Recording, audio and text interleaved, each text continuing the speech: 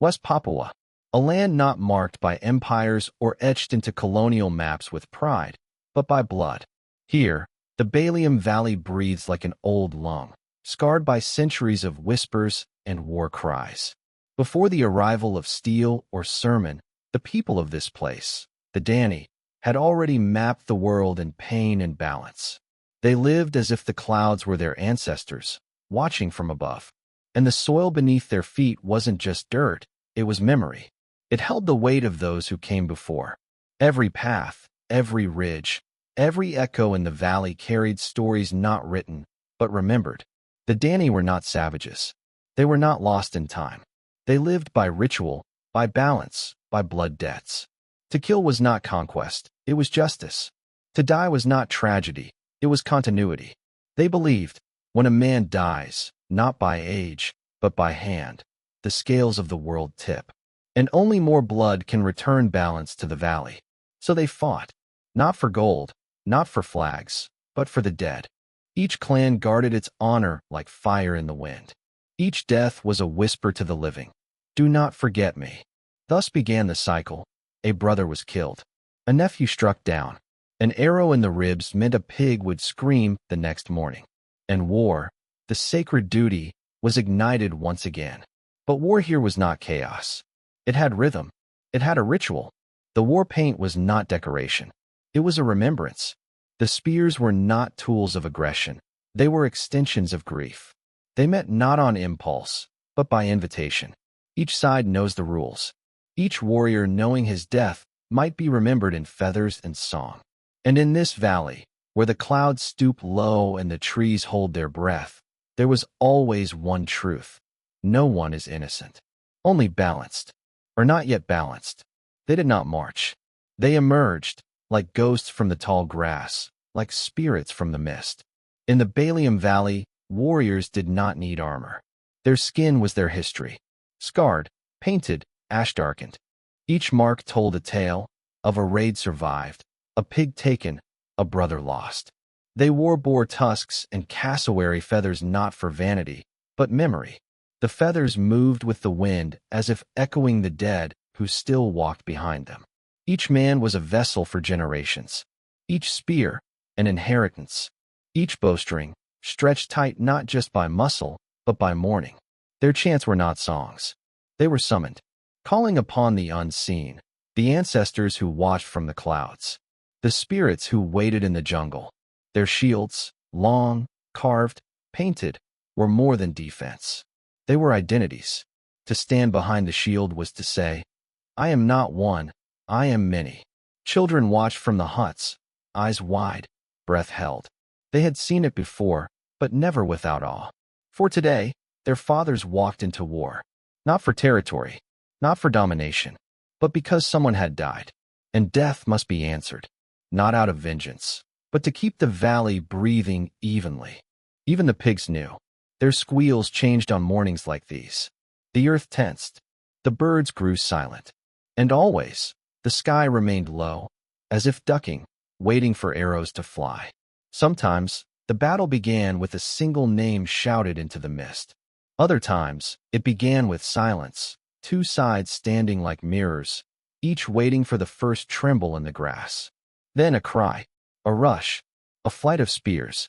The dead fell quickly, but never in vain. Each death planted a seed of future war, a ripple that would return, years later, in a son's spear or a cousin's cry. This was not madness. This was law. The law of bone. The law of grief. The law of balance. The rain did not cleanse the valley. It baptized it, washing blood not away, but deeper into the soil. In the Balium Valley, death was not the end. It was a messenger, a signal to the living that the world was out of balance and must be made whole again. When a warrior died, his name became a drumbeat. It echoed in whispers.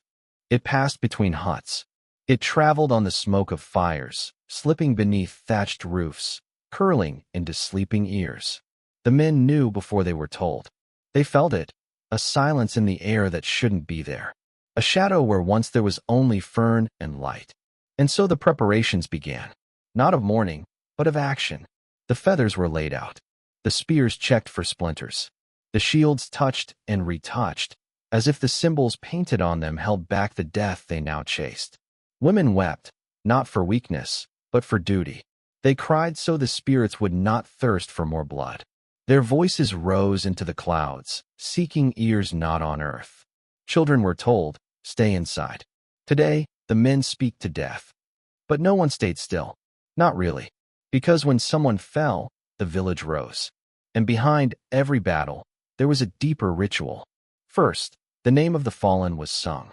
Then, the direction he died in was honored. Offerings were made, bones arranged, stones placed. The wind was asked to carry the soul swiftly. The pigs were fed richly, for they too were tied to the spirit's path. But still there must be payment. The killer must be named, or at least his people. No court, no trial, only the memory of whose spear flew from which ridge, or whose laughter was heard after the body fell. Revenge, here, was not bitter. It was sacred, a requirement of survival, like breathing or shelter or fire. To let a death go unreturned was to invite decay. It was to let rot settle in the bones of the community, to become prey, not a person. And so the next raid was planned, quietly, with ceremony, with a whisper in the grass. Not at night. Danny did not kill in darkness. They met in daylight, face to face, so that the ancestors watching would see courage, not cowardice. And the rain, it always came, not to stop the battle, but to witness it, as if the sky wept with them, not for sadness, but for the weight of it all. The warriors stepped forward, not like soldiers in rows, but like dancers summoned by the earth. Each man was bare-chested, skin painted with ash and ochre, feathers rising from their heads like questions asked to the sky. They were not just bodies. They were symbols of clans, of stories, of debts still unpaid. And they moved with the silence of hunters, not rage, but ritual. Their shields were slabs of wood, worn smooth by time and war, curved and carried not to hide, but to remember. Each shield bore the soul of a battle fought before. Each scratch was a brother's scream. Each groove, a ghost. They lined up, not randomly, but according to kinship. One clan beside another. One bloodline beside one wound. And then they waited. Because war in the Balium Valley was not chaos. It was choreographed. A dance, with death as both partner and prize. The spears were long, balanced. Their tips are dark with sap and stone. They were not thrown with panic, but precision. A single flick of the wrist. A name called to the wind. A life cast like a shadow on another man's chest. Sometimes the first spear missed. Intentionally. It was not about killing, not yet. It was about honor. To show strength. To measure the space between fear and fury. Drums were absent. The rhythm came from the breath. Inhale. Step forward. Exhale. Watch. Hold still, like a tree in the storm. And then, the forest would crack open. Spears flew. Not in flurries, but in verses. A poem of survival written in the language of motion. And when a man was hit, the world paused. Just for a second. He didn't scream. He didn't fall like in stories. He knelt, placed his palm on the earth, as if returning something. Then others rushed, not always to attack, but to retrieve, to pull the body back to the safe side, to whisper into the ears of the dying, so their souls would not leave in confusion. War here was not for territory. It was for balance, a cosmic scale tipped by death and reset by courage. Each clash could last minutes, sometimes only seconds. A flurry of motion, a retreat, a breath held by the trees. There was no victory shouted, no flags, no cheers, only the counting of the dead and the measuring of wounds. And then both sides withdrew, slowly, watching, as if listening to something only the bones could hear. Because war, to the Danny, was never about ending something. It was about continuing it. A sacred exchange. A fire passed, not extinguished. The battlefield was quiet now. No more spears slicing the wind. No more shields thudding against ribs. Just the sound of the valley breathing again, slow, uncertain, as if the earth had held its breath and now dared to exhale. The wounded were carried, not by arms alone, but by lineage. A cousin, a brother, a friend. Not all reached home. Some died before the sun dipped behind the ridges. Others slipped away in the night, eyes wide open, staring toward the place where ancestors walk. But no one was left behind, not even the enemy, because to leave a body on the field was to invite a curse, to feed the spirits that do not forgive. And so the dead returned, wrapped in leaves, carried on backs, laid gently in huts of mourning. Here, in the dim firelight, the women keened. Their cries were not screams, but songs, melodies of bone and grief, passed down from mother to daughter like beads and birthmarks. The wife of the fallen sat in silence, ashes streaked across her cheeks, arms cut with sharp reeds. Blood was not just loss, it was a connection, a gift to the spirit of the man who had gone. Beside her, the children did not cry. They watched, learning what it meant to belong, not just to life, but to death. Outside, a fire was lit. High, bright. It burned with branches from the same trees that shaded the warrior's birth. Because the path to the spirit world must be lit, or the dead may wander. Elders gathered, whispering over the body. They placed feathers at his feet. They tucked a shard of obsidian in his hand, not as a weapon, but as a memory.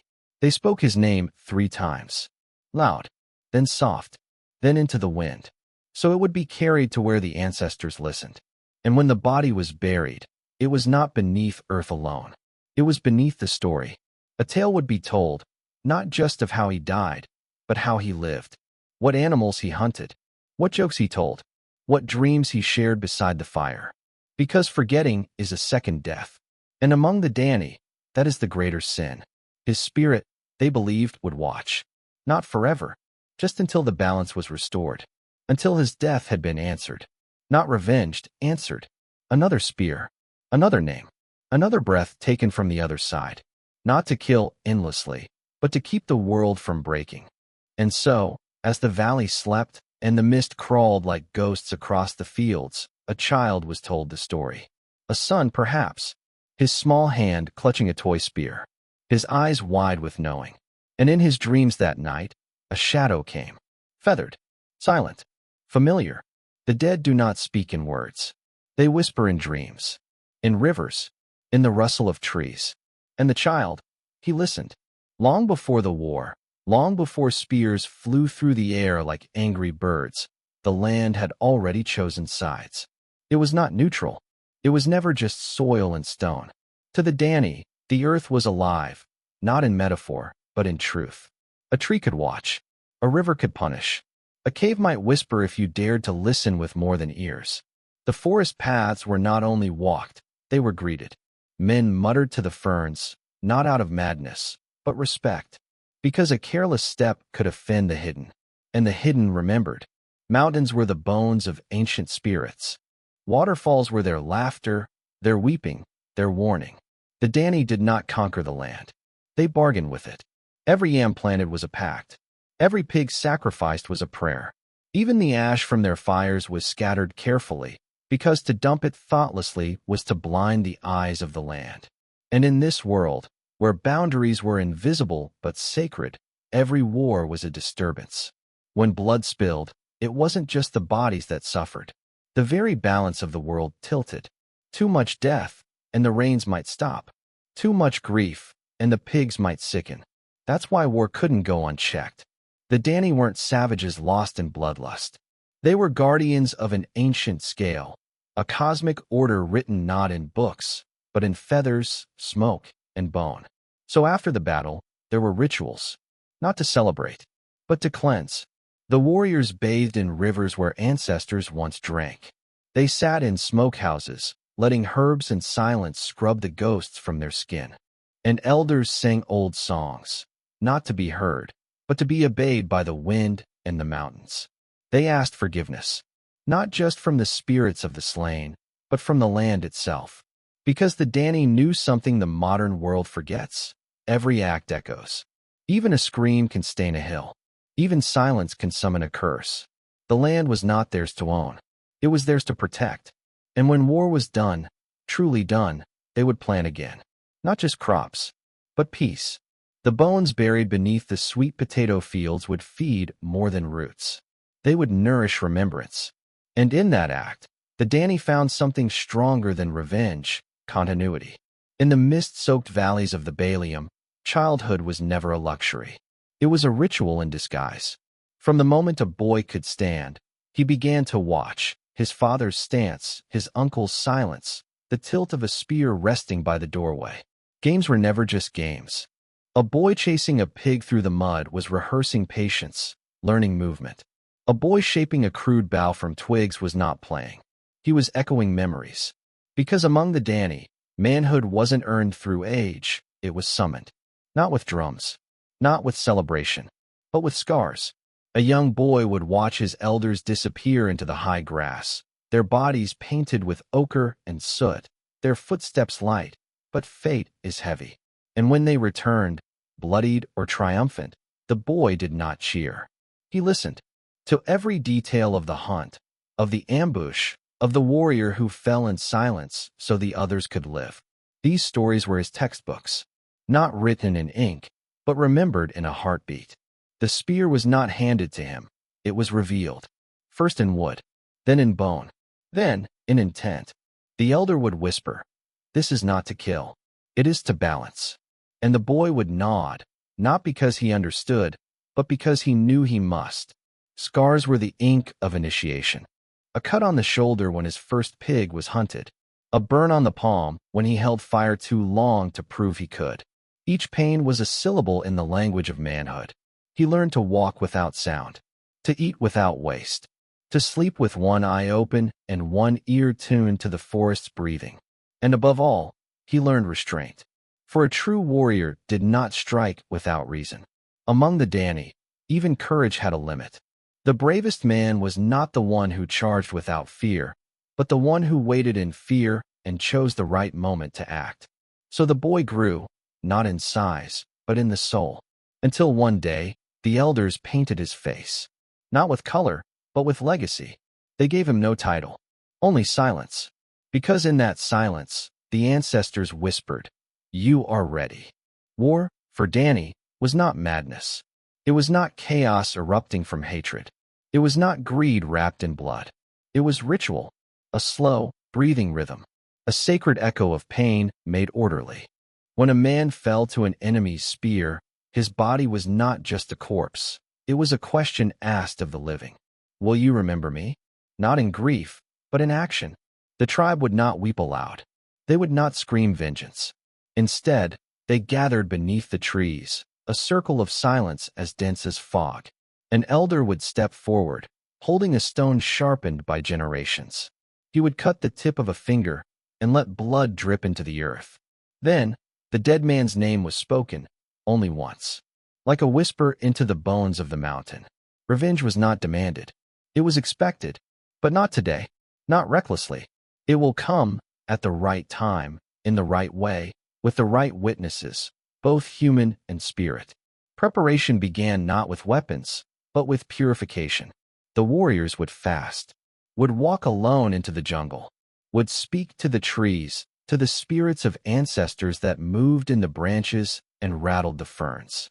They painted themselves not in anger, but in memory. Black for mourning, white for clarity, red for truth. And when they marched, it was not a charge. It was a procession, a pilgrimage into pain. Each step measured, each glance a thread in the fabric of ancestral duty. Their enemies knew they were coming. The forest whispered. Birds flew oddly. The pigs squealed differently.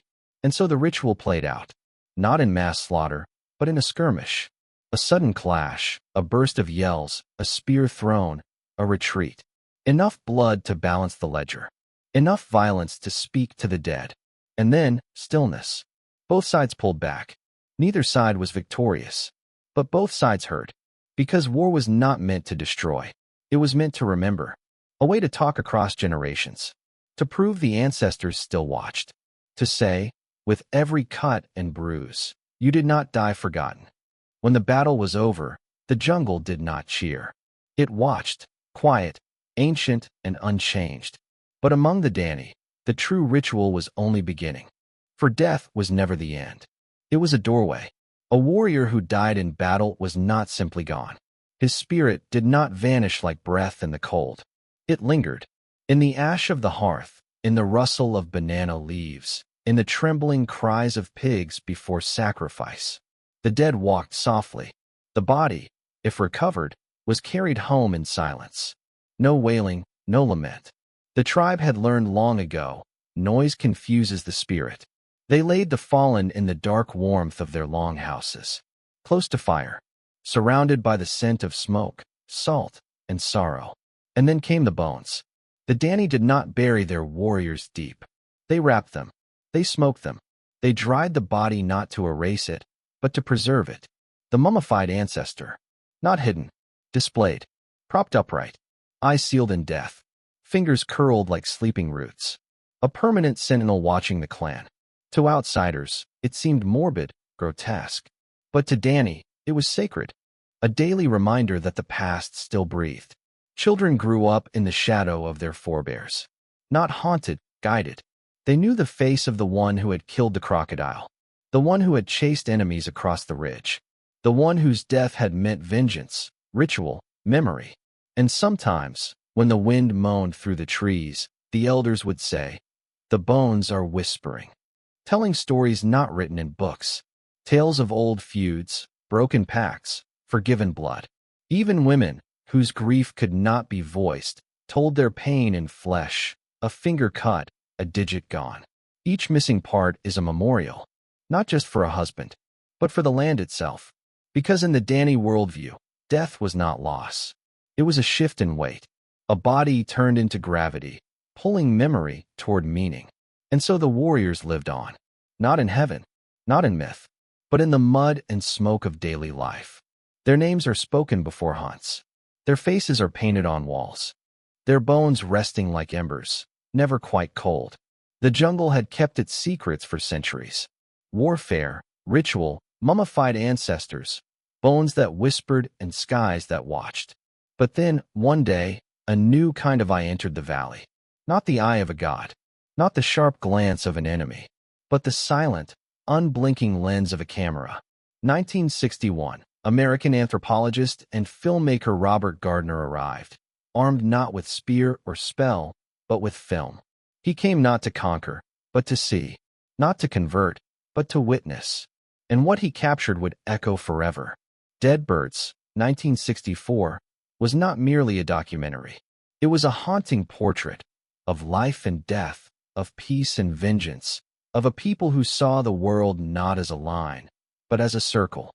Through the film, the world watched as young boys trained with bows, as men stalked enemies across ridges, as mothers wept without sound. They saw a child cradle a spear longer than his arm. They heard chants echo across valleys thick with mist. They watched a culture that did not separate war from worship, love from loss, life from death. And suddenly, the Dani were no longer alone. The modern world, steel-toothed, fast, hungry, I was now watching. Some would call it anthropology. Others would say it was voyeurism. But whatever it was, it marked a shift. Because once you were seen, you were changed. The Dani, once protected by geography, now stood exposed. To missionaries with crosses, to governments with borders, to cameras, contracts, and coins. And yet, something remained. Though the roads came, though languages shifted, though weapons evolved, the pulse beneath the soil stayed steady. The echo of that first arrow still hums in the mountain wind. The mummified warrior still watches the fire. The bones still whisper. Because history, to the Dani, is not past. It is a place. And though the world came rushing in, with film reels, with flags, with questions, some truths stayed rooted. That war is not madness. That mourning is sacred. That even in death, a bird still flies.